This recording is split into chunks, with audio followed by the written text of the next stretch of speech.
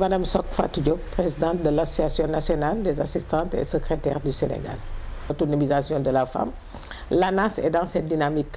Donc l'ANAS est une association professionnelle qui œuvre pour la revalorisation de la profession et qui œuvre pour la bonne image de l'assistant de direction. Vous savez que l'assistant de direction occupe un poste très stratégique. Occupant ce poste avec un background très validé au niveau de sa direction ou de sa structure, les assistantes ou secrétaires de direction commencent à occuper des postes qui sont autres que le poste d'assistanat.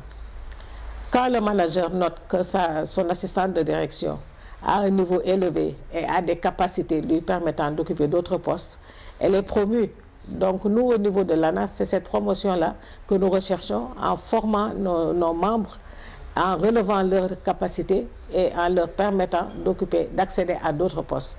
On ne peut pas être assistant de direction pendant 30 ans, 35 ans, 25 ans.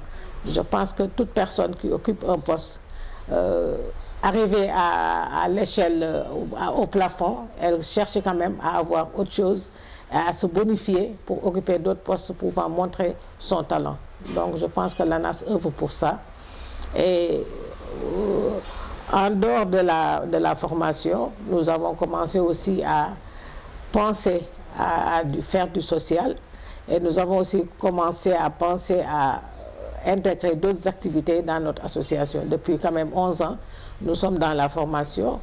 Nous nous impliquons dans les demandes sociales qui nous permettent d'y accéder. Nous nous impliquons, nous donnons ce que nous avons. Mais là, nous commençons à réfléchir sur d'autres perspectives qui nous permettront de mieux élargir nos activités. Malheureusement, cette année, nous n'avons pas pu l'organiser compte tenu d'un gros événement que nous organisons au mois de juin, la conférence internationale des professionnels en secrétariat, qui se tiendra à Dakar du 9 au 13 juin 2020. Et cette organisation qui recevra près de 850 participants étrangers ne nous permet pas, a fortiori, d'organiser encore une journée de la femme. Donc cette année, nous allons juste suivre et puis nous préparer pour cette organisation d'envergure internationale. Des participants venant de 15 pays d'Afrique. En plus des pays d'Afrique, nous avons la France qui sera aussi invitée à cette grande conférence. Cette conférence est organisée en marge d'une cérémonie appelée coffret d'or. C'est-à-dire le coffret d'or, c'est une distinction qui sera faite aux meilleures assistantes sur la base d'un concours qui a été organisé au niveau national et au niveau international.